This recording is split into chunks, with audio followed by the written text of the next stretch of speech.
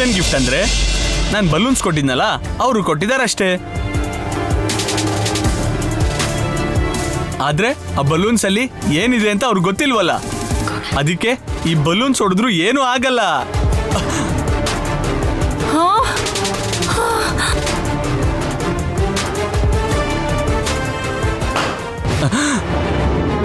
ಅಮ್ಮ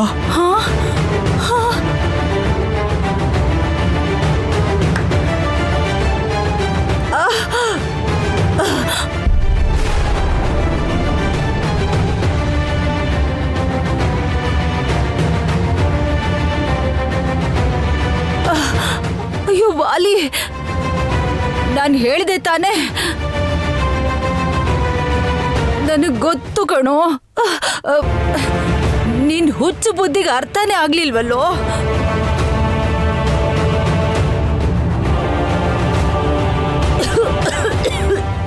ನೀನ್ ಎಷ್ಟು ಬುದ್ಧಿವಂತ ಅನ್ಕೊಂಡಿದ್ನಲ್ಲೋ. ಇಲ್ಲ ಅಮ್ಮ, ನಾನು ಕರೆಕ್ಟಾಗಿ ಇದ್ದೀನಮ್ಮ. ನಿನ್ನ ನಿನ್ನ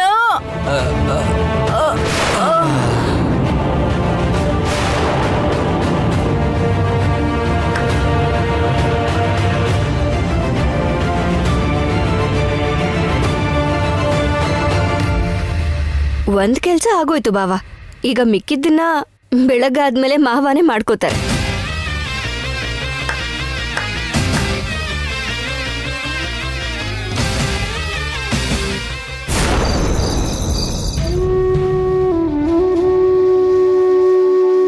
ಯಾಕ್ ಬಾವ ಇಲ್ಲಿಗೆ ಬರೋದಕ್ಕೆ ಹೇಳಿತು?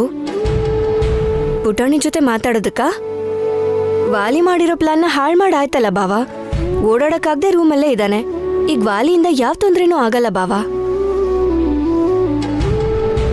ವೈದೇಹಿ, ಹಾಗನ್ಕೊಂಡು ನಾವು ಮೈ ಮರೆತು ಸುಮ್ಮನಿರಬಾರ್ದು. ಆ ಪ್ಲಾನ್ ಬಗ್ಗೆ ನಮಗ್ ಗೊತ್ತಿದ್ರಿಂದಾಗಿ ನಾವು ಮತ್ತೆ ಅದನ್ನ ವಾಲಿ ಮೇಲೆ ಪ್ರಯೋಗ ಮಾಡಿದ್ವಿ. ಆದ್ರೆ ನಮ್ಗೆ ಗೊತ್ತಾಗ್ದಿರೋ ಹಾಗೆ ಇನ್ನೂ ಏನೇನ್ ಮಾಡಿದಾನೋ. ವಾಲಿಗೆ ಪ್ರಜ್ಞೆ ಇಲ್ಲದೆ ಹೋದ್ರೂ ಅವನಿಂದ ಇನ್ನೂ ಏನೇನು ಅಪಾಯ ಇದೆಯೋ ನಮ್ಗೆ. ನಿಜಾನೇ ಬಾವ. ಅವನ್ ಬಯಸ್ತಾ ಇರೋ ರಾಜ್ಯಾಧಿಕಾರನ ಅವನು ಕೊಟ್ಬಿಡ್ತೀವಿ ಅಂತ ಹೇಳಿದ್ವಿ ಅಲ್ವಾ.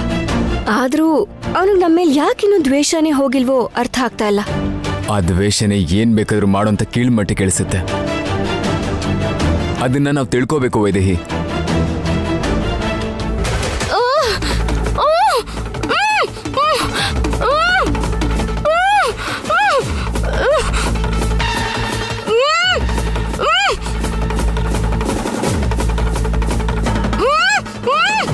ಯಾರೋ ಕೂಗ್ತಾ ಇರೋ ಶಬ್ದ ಕೇಳಿಸ್ತಾ ಇದೆಯಲ್ಲ ಬಾವ. ಯಾರು? ಬಾ.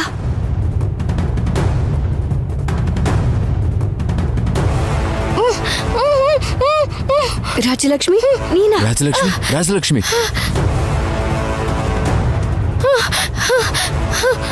ರಾಜಲಕ್ಷ್ಮಿ, ಏನಾಯ್ತು? ವೈದೇಹಿ, ಹೋಗಿ ನೀರು ತಗೊಂಡ್ ಬಾ.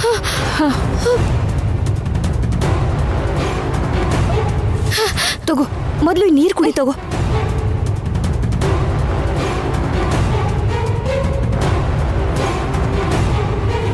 ಯಾರು ನಿನ್ನ ಹೀಗಿಲ್ ಕಟ್ ಹಾಕಿರೋದು? ಇನ್ಯಾರು? ಅವ್ರೆ, ನನ್ ಗಂಡ ಮತ್ತೆ ಅತ್ತೆ. ಅವ್ರು ಮಾಡ್ತಿರೋ ಕೆಲ್ಸಗಳು ನನಗ್ ಗೊತ್ತಾಗೋಯ್ತು ಅಂತ ನಿಮಗ್ ಹೇಳ್ಬಿಡ್ತೀನಿ ಅಂತ ನನ್ನ ಕಟ್ ಹಾಕ್ಬಿಟ್ರು.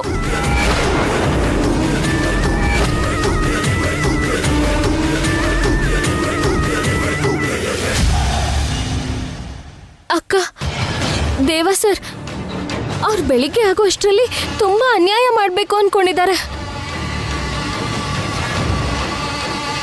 ನಿಮ್ ರೂಮಲ್ಲಿ ಅದ್ಯಾವುದೋ ಬಲೂನ್ಸ್ ಇಟ್ಟು ನಿಮಗ್ ಪ್ರಜ್ಞೆ ಇಲ್ದೇ ಇರೋ ಹಾಗೆ ಮಾಡ್ಬೇಕು ಅಂತಿದ್ದಾರೆ. ಈಗ ಚಿಂತೆ ಮಾಡೋ ಅಗತ್ಯ ಇಲ್ಲ ರಾಜಲಕ್ಷ್ಮಿ. ವಾಲಿ ನಮ್ಗೆ ಏನೇನ್ ಮಾಡ್ಬೇಕು ಅನ್ಕೊಂಡಿದ್ನೋ ಈಗ ಅದನ್ನೆಲ್ಲ ಅವನೇ ಅನುಭವಿಸ್ತಾ ಇದ್ದಾನೆ.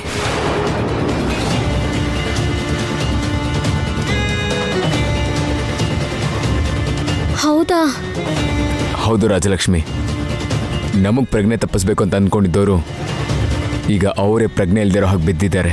ಆದ್ರೆ ಅವ್ರು ತುಂಬಾ ಪ್ಲಾನ್ಗಳನ್ನ ಮಾಡ್ತಿದ್ದಾರೆ.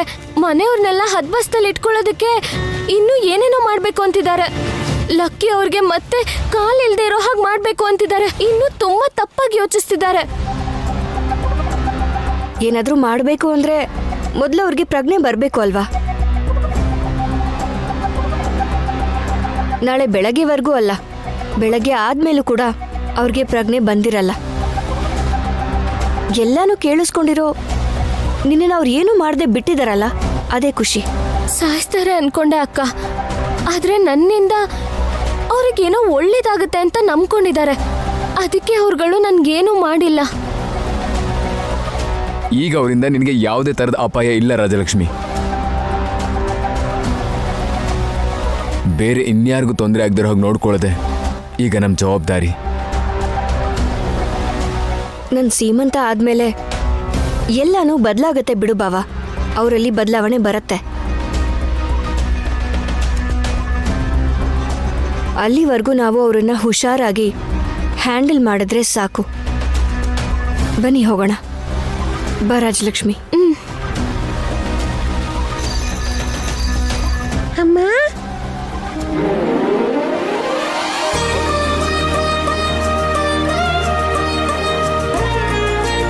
ಹೇಳಮ್ಮ, ಹೇಳು ಪುಟಾಣಿ. ವೈದೇಹಿ, ಪುಟ್ಟವೈದೇಹಿ ಮಾತಾಡ್ತಿದ್ದಾಳ. ಏನಂದ್ಲು? ಕೇಳ್ತಾ ಇದ್ದೀನಿ ಬಾವ, ಹೇಳು ಪುಟಾಣಿ. ನಾಳೆ ತಾತನ ಆಸೆ ನೆರವೇರ್ಬೇಕಂದ್ರೆ ಎಲ್ಲ ನೀನೇ ಮಾಡ್ಬೇಕು. ಬೆಳಗಾದ್ರೆ ನಿಂಗೆ ಅರ್ಥ ಆಗತ್ತಮ್ಮ. ನೆನ್ಪಿಟ್ಕೋ, ತಾತ ಅನ್ಕೊಂಡಿರೋದಾಗ್ಬೇಕು ಅಂದ್ರೆ ನೀನೇ ಅವ್ರಿಗೆ ಸಹಾಯ ಮಾಡ್ಬೇಕು. ಹಾಗೆ ಆಗ್ಲಿ ಪುಟಾಣಿ. ಬೆಳಗ್ಗೆ ಗೊತ್ತಾಗತ್ತೆ ಅಂತ ಹೇಳಿದ್ಯಲ್ಲ, ಖಂಡಿತವಾಗ್ಲೂ ಮಾಡ್ತೀನಿ. ಆದ್ರೆ ಅಪಾಯ ಏನೂ ಇಲ್ಲ ಅಲ್ವಾ ಅಮ್ಮ? ಅಪಾಯ ಅಲ್ಲಮ್ಮ, ನಾಳೆ ಮನೇಲಿ ಆಟ ನಡೆಯುತ್ತೆ. ಆಟನಾ? ಹೌದಮ್ಮ, ನಾಳೆ ನೀನು ತಾತ ಸೇರ್ಕೊಂಡು ಆಟ ಆಡ್ತೀರಾ. ಏನು ವೈದೇಹಿ, ಏನಾದರೂ ಅಪಾಯ ಇದೆಯಾ? ಇಲ್ಲ ಬಾವ. ಬೆಳಗ್ಗೆ ಆದ್ರೆ ಮಾವನ ಆತ್ಮಕ್ಕೆ ಬಂಧನದಿಂದ ವಿಮುಕ್ತಿ ಸಿಗತ್ತಲ್ಲ. ಮನೇಲಿ ಆಟ ನಡೆಯುತ್ತೆ ಅಂತ ಹೇಳ್ತಾ ಇದೆ. ಅದಕ್ಕೆ ನಾನೇ ಏನೋ ಮಾಡ್ಬೇಕಂತೆ ಬಾವ. ಪುಟಾಣಿ ಹೇಳ್ತಿದೆ ಅಲ್ವಾ ಅಕ್ಕ, ಇನ್ನೇನ್ ಯೋಚನೆ ಮಾಡ್ಬಿಡಿ. ಆ ನೀಚರು ಮನುಷ್ಯರಾಗಿ ಬದಲಾಗೋವರೆಗೂ ಯಾಕೆ ಬದುಕಿದೀವಿ? ಬದಲಾಗ್ಲಿಲ್ಲ ಅಂದ್ರೆ ಏನಾಗುತ್ತೆ ಅಂತ ಹೆದರ್ಕೋತಾನೆ ಇರ್ಬೇಕು. ಅದನ್ನೆಲ್ಲ ಮಾವನೇ ನೋಡ್ಕೊಳ್ತಾರೆ. ಅವ್ರು ನಮ್ಮ ಹತ್ರ ಏನ್ ಮಾಡಿಸ್ಬೇಕು ಅಂತ ಅನ್ಕೊಳ್ತಾರೋ ಅದು ನಾವು ಮಾಡಿದ್ರೆ ಸಾಕು.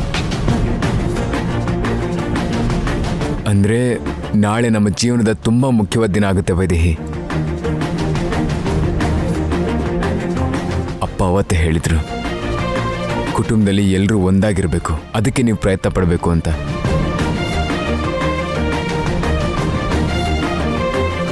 ಖಂಡಿತ ಅಪ್ಪ ಎಲ್ರನ್ನೂ ಒಂದು ಮಾಡೇ ಹೋಗೋದು.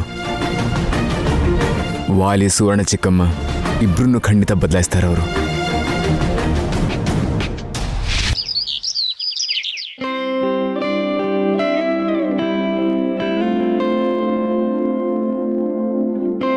ವೈದೇಹಿ, ಅತ್ತೆ, ನೀನ್ ಯಾಕಮ್ಮ ಎಳ್ಳುಂಡೆ ತಗೊಂಡು ಹೋಗ್ತಿದ್ಯಾ? ಈಗ ನೀನ್ ಅದನ್ನ ತಿನ್ಬಾರ್ದಲ್ಲ.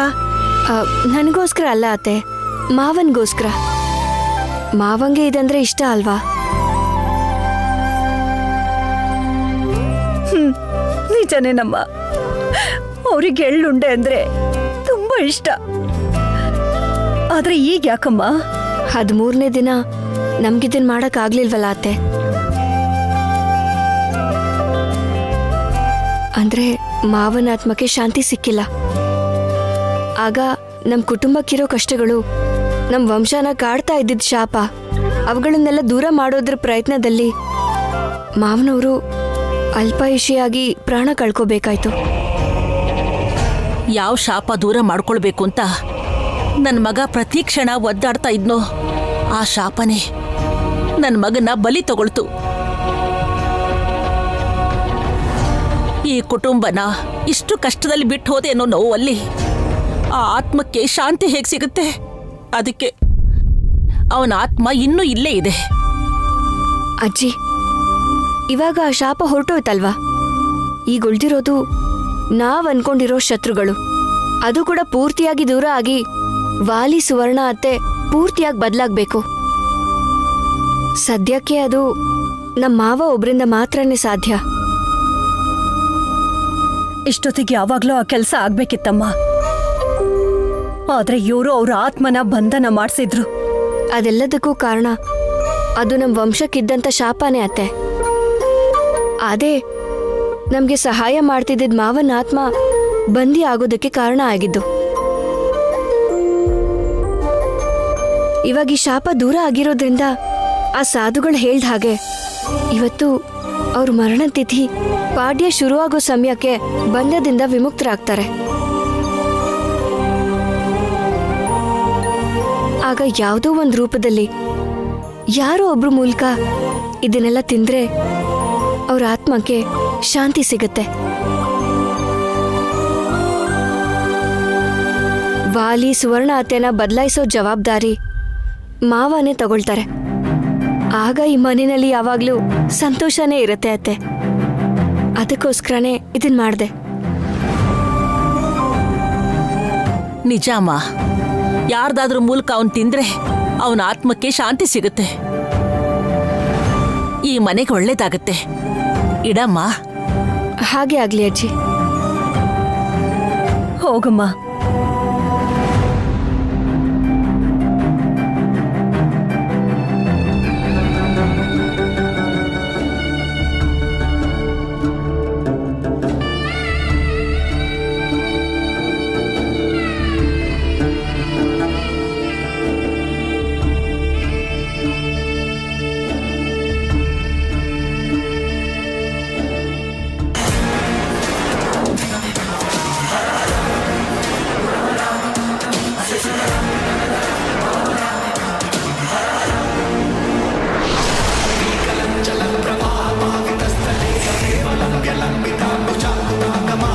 ವಾಲೆ, ನನ್ನ ಬಂಧಿಸೋಕೆ ನಿನಗಿದ್ದ ಅವಕಾಶಗಳೆಲ್ಲ ಕೂಡ ಮುಗಿದೋಯ್ತು ಕಣೋ.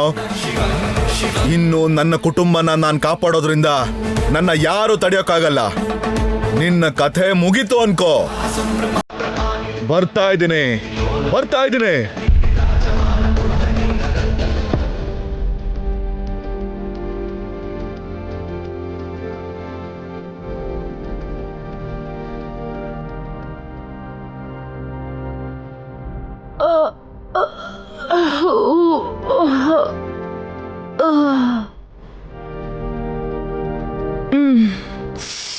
ಹೀಗೆ ಮೈ ಮೇಲೆ ಪ್ರಜ್ಞೆ ಇಲ್ಲದೆ ಮಲ್ಕೊಂಡಿದ್ದೀನ.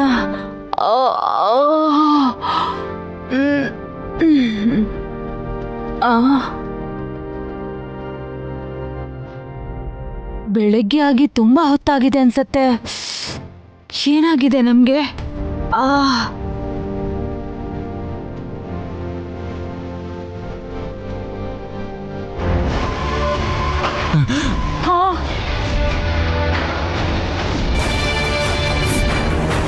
ವಾಲಿ, ಎಲ್ಲ ಹಾಳು ಮಾಡ್ಬಿಟ್ಟಿಯಲ್ಲೋ. ಸೋಂಬೇರಿ ತರ ಹೇಗ್ ನಿದ್ದೆ ಮಾಡ್ತಿದ್ದ ನೋಡು. ವಾಲಿ, ಏ ವಾಲಿ, ಅಮ್ಮ ಏನಾಯ್ತು? ಕಳ್ರು ಬಂದ್ಯಾ? ಒಳ್ಳೆ ಕನ್ಸ್ ಬರ್ತಿತ್ತು, ಹಾಳು ಮಾಡ್ಬಿಟ್ಟಿಯಲ್ಲಮ್ಮ. ನಿದ್ದೆ ಮಾಡ್ತೀನಿ ಅಂತಿದ್ಯಲ್ಲೋ, ನಿದ್ದೆ. ರಾತ್ರಿ ಏನ್ ಮಾಡ್ಬೇಕು ಅನ್ಕೊಂಡಿದ್ದೆ, ಈಗ ಏನಾಯ್ತು? ಅವ್ರ ಪ್ರಜ್ಞೆನ ತಪ್ಸಿ ಏನೇನೋ ಮಾಡ್ಬೇಕು ಅನ್ಕೊಂಡಿದ್ಯಲ್ಲೋ, ಕಡೆಗ್ ನಮ್ ಪ್ರಜ್ಞೆನೇ ತಪ್ಪೋಯ್ತಲ್ಲೋ. ಹೌದು, ಟೈಮ್ ಎಷ್ಟಾಯ್ತು? ಅಯ್ಯೋ, 10:30. ಪಾಡ್ಯ ಯಾವಾಗ ಬೀಳತ್ತೋ? 1 ನಿಮಿಷ. 10:10 ಅಂದ್ರೆ ಪಾಡ್ಯ ಬಂದ್ಬಿಟ್ಟಿದೆ ಅಮ್ಮ. ಅಂದ್ರೆ ದೊಡ್ಡಪ್ಪ ಬಂಧನದಿಂದ ಎಸ್ಕೇಪ್ ಆಗಿರ್ತಾರೆ. ನಾವು ಬದುಕದ್ ಕಷ್ಟನೇ ಅಮ್ಮ. ನಮ್ಮನ್ನಂತೂ ಸುಮ್ನೆ ಬಿಡಲ್ಲ. ನಿಮ್ ದೊಡ್ಡಪ್ಪ ನಮ್ಮನ್ ಬಿಡಲ್ಲ ಕಣೋ, ನಮ್ ಪ್ರಾಣ ತೆಗೆದ್ ಬಿಡ್ತಾನೆ. ಈಗೇನೋ ಮಾಡೋದ್ ನಾವು? ಯಾರ್ ಕಾಲ್ ಹಿಡಿದ್ರೆ ನಾವು ಜೀವಂತವಾಗಿರ್ತೀವಿ ಹೇಳು? ಇವಾಗ ಯಾರ್ ಕಾಲಿಗೆ ಬಿದ್ರು ಏನು ಉಪಯೋಗ ಇಲ್ಲ ಅಮ್ಮ. ಅಯ್ಯೋ, ನಾವು ಬದಲಾಗಿಲ್ಲ ಅನ್ನೋ ವಿಷಯ ಎಲ್ರಿಗೂ ಗೊತ್ತಾಗಿರುತ್ತೆ. ಅದಕ್ಕೆ ಅಲ್ವಾ ನಮ್ ಪ್ಲಾನ್ ನಮ್ಗೆ ಉಲ್ಟಾ ಹೊಡೆದು ನಾವು ಮೂರ್ಛೆ ಹೋಗಾಗಿದ್ದು. ಹಾಗಾಗಿ ಈಗ ನಾವು ಬದಲಾಗಿದ್ದೀವಿ ಅಂತ ಹೇಳಿದ್ರು ಖಂಡಿತ ನಂಬಲ್ಲ. ನಾವು ಬದಲಾಗದೆ ಇದ್ರೆ ನಿಮ್ ದೊಡ್ಡಪ್ಪ ನಮ್ಮನ್ ಬಿಡಲ್ಲ ಕಣೋ. ಈಗ ಹೇಗೋ ತಪ್ಪಿಸ್ಕೊಳ್ಳೋದು, ಏನೋ ಒಂದ್ ಯೋಚನೆ ಮಾಡೋ. ಇಷ್ಟೊಂದೆಲ್ಲ ಪಾಡ್ಪಟ್ಟು ಏನು ಅನುಭವಿಸ್ದೇನೆ ನಾಯಿ ತರ ಸಾಯ್ಬೇಕಣೋ. ಏನಾದ್ರೂ ಯೋಚಿಸ್ತಾ ಇದ್ದೀನಮ್ಮ. ಅಮ್ಮ, ನಾವು ದೆವ್ವಕ್ಕೆ ಭಯಪಟ್ರೆ ದೆವ್ವ ಆಂಜನೇಯಂಗೆ ಭಯಪಡುತ್ತೆ. ಆಂಜನೇಯನ್ ದಂಡಕ ಹೇಳಿದ್ರೆ ದೆವ್ವ ಹತ್ರಕ್ಕೂ ಬರ. ಹಾಗಾದ್ರೆ ಓದು ಓದು, ಏನ್ ಯೋಚನೆ ಮಾಡ್ತಿದ್ಯಾ? ನನ್ಗೆಲ್ಲಮ್ಮ ಬರುತ್ತೆ. ಅಯ್ಯೋ ಇರು, ಫೋನಲ್ಲಿ ಹಾಕ್ತೀನಿ ಇರು.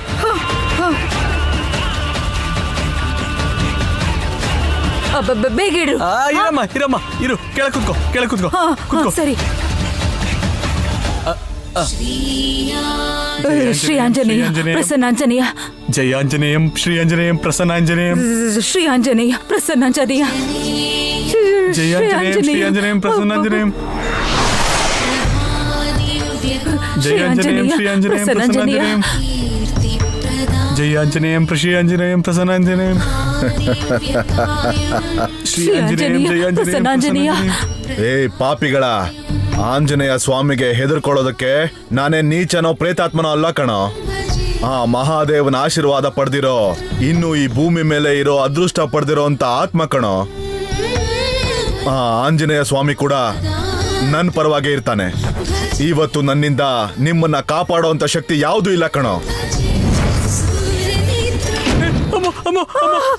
ದೊಡ್ಡಪ್ಪ ದೊಡ್ಡಪ್ಪ ಬಿಟ್ಬಿಡಿ ದೊಡ್ಡಪ್ಪ, ನಿಮ್ ಕಾಲಲ್ಲಿ ಹಿಡ್ಕೋತೀನಿ ದೊಡ್ಡಪ್ಪ. ನೀವ್ ಏನ್ ಹೇಳಿದ್ರು ಮಾಡ್ತೀನಿ, ನಾನು ಬದಲಾಗ್ತೀನಿ ದೊಡ್ಡಪ್ಪ. ನನ್ ಬಿಟ್ಬಿಡಿ ಬಿಟ್ಬಿಡಿ ದೊಡ್ಡಪ್ಪ. ದೊಡ್ಡಪ್ಪ ನನ್ನ ಸಾಯಿಸ್ಬೇಡಿ, ನೀವ್ ಹೇಳಿದ್ ಮಾಡ್ತೀನಿ. ಇಲ್ಲೋಡು, ಕಿಟ್ಕಿ ಕಣೋ, ನಿಮ್ ದೊಡ್ಡಪ್ಪ ಅಲ್ಲ. ಈಗ್ಲೇ ಭಯದಿಂದ ಸಾಯ್ತಾ ಇದ್ದೀನಿ, ಇನ್ನೂ ಭಯ ಪಡಿಸ್ತಿದ್ಯಲ್ಲೋ. ಕಿಟಕಿನ ದೊಡ್ಡಪ್ಪ ಅನ್ಕೊಂಡಲ್ಲಮ್ಮ. ಶ್ರೀ ಆಂಜನೇಯ ಜಯ ಆಂಜನೇಯ. ಆದ್ರೂ ದೊಡ್ಡಪ್ಪ ಬಂದ್ರೆ ನಮ್ಮನ್ ಸುಮ್ನೆ ಬಿಡಲ್ಲ. ಆಂಜನೇಯ ದಂಡಕ ಒಂದೇ ಸಾಕಾಗಲ್ಲ ಅಮ್ಮ. ಮೈಗೆಲ್ಲ ವಿಭೂತಿ ಹೆಚ್ಕೊಂಡ್ರೆ ಆ ಮಹಾದೇವ ಕೂಡ ನಮ್ಮನ್ ಕಾಪಾಡ್ತಾನೆ. ದೊಡ್ಡಪ್ಪ ನಾವು ಹತ್ರ ಬರ್ದಿರೋ ತರ ಕಾಪಾಡ್ತಾನೆ. ವಿಭೂತಿ ಹೆಚ್ಕೊಳ್ಳೋಣ ಅಮ್ಮ. ನನಗೆ ವರ ಕೊಟ್ಟಿರೋ ಆ ಮಹಾದೇವ ನಿಮ್ಮನ್ನ ನನ್ನಿಂದ ಕಾಪಾಡ್ತಾನ? ಏನ್ ಹಚ್ಕೋತಿರೋ ಹಚ್ಕೊಳ್ಳಿ, ನಿಮ್ಮನ್ನ ನನ್ನಿಂದ ಯಾರು ಕಾಪಾಡ್ತಾರೋ ನೋಡ್ತೀನಿ. ಮತ್ತೆ ಇನ್ನು ಯೋಚನೆ ಮಾಡ್ತಿದ್ಯಲ್ಲೋ, ಹೋಗಿ ವಿಭೂತಿ ತಗೊಂಡ್ ಬಾ. ಹೋಗು, ಹೋಗಿ ವಿಭೂತಿ ತಗೊಂಡ್ ಬಾ. ಸರಿ ಅಮ್ಮ. ಶ್ರೀ ಆಂಜನೇಯ ಶ್ರೀ ಆಂಜನೇಯ ಶ್ರೀ ಆಂಜನೇಯ. ಅಮ್ಮ, ಅಲ್ಲಿ ವಿಭೂತಿ ಇದೆ. ಹಾ, ಅಲ್ಲಿ ಯಾರು ಇಟ್ಟಿದ್ದು? ರಾಜಲಕ್ಷ್ಮಿ ಇಟ್ಟಿರ್ತಾಳಮ್ಮ. ಯಾವಾಗ್ಲೂ ಏನೋ ಒಂದು ಪೂಜೆ ಮಾಡ್ತಾ ಇರ್ತಾಳೆ ಅಲ್ವಾ. ಸರಿ, ಅವೆಲ್ಲ ಯಾಕೆ ನಮ್ಗೆ, ಹಚ್ಕೋ ಅಮ್ಮ.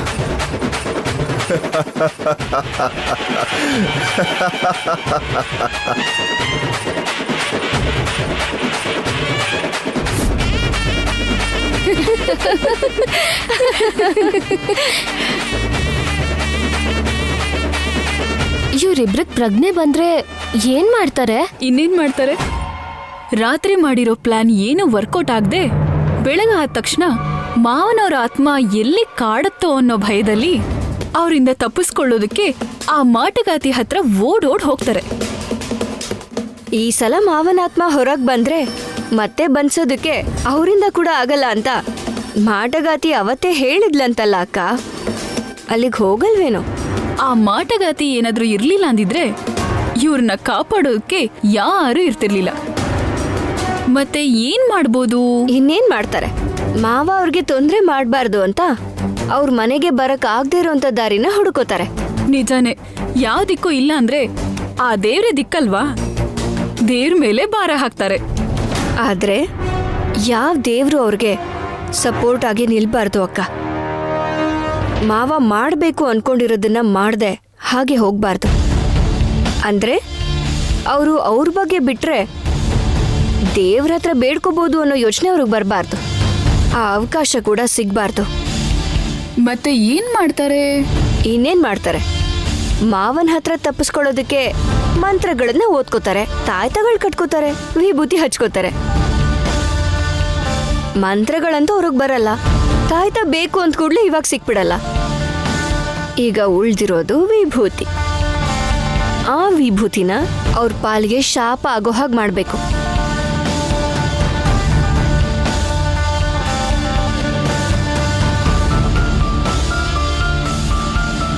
ಅಮ್ಮ ರಾಜಲಕ್ಷ್ಮಿ, ಕೆಳಗೆ ಹೋಗಿ ಆ ವಿಭೂತಿ ತಗೊಂಡ್ಬಾ.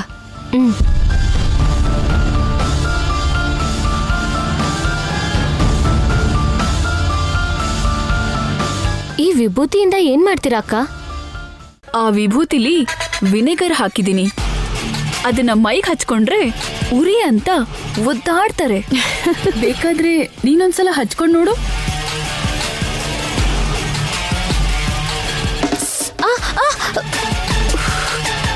ಸ್ವಲ್ಪ ಹಾಕೊಂಡಿದ್ದಕ್ಕೆ ಇಷ್ಟೊಂದು ಉರಿತಿದೆ. ಇನ್ನ ಮೈಗೆಲ್ಲ ಹಚ್ಕೊಂಡ್ರೆ ತಡ್ಕೋತಾರಾ? ಇದನ್ನಲ್ಲಿ ಇಟ್ಬಿಟ್ಟು ಹೋಗೋಣ. ಅವ್ರಿಗೆ ಪ್ರಜ್ಞೆ ಬಂದಾದ್ಮೇಲೆ ಅವರೇ ಅದನ್ನ ಹಚ್ಕೋತಾರೆ. ಸರಿ ಅಕ್ಕ. ಬೇಗ ಹಚ್ಕೊಳ್ಳೋ. ಹಚ್ಕೋ ಹಚ್ಕೋ. ನೀನು ಸರಿಯಾಗಿ ಹಚ್ಕೋಮ್ಮ, ಆಮೇಲೆ ದೊಡ್ಡಪ್ಪ ಬಂದ್ಬಿಡ್ತಾರೆ. ಬಂದಾಯ್ತು ಕಣ್ರೋ, ಹಚ್ಕೊಳ್ಳಿ, ಚೆನ್ನಾಗಿ ಹಚ್ಕೊಳ್ಳಿ. ಇವತ್ತು ನಾನ್ ನಿಮಗ್ ತೋರ್ಸೋ ಅಂತ ನರ್ಕಕ್ಕೆ ಇದೊಂದು ಉದಾಹರಣೆ ಆಗತ್ತೆ. ಹಚ್ಕೊಳ್ಳಿ.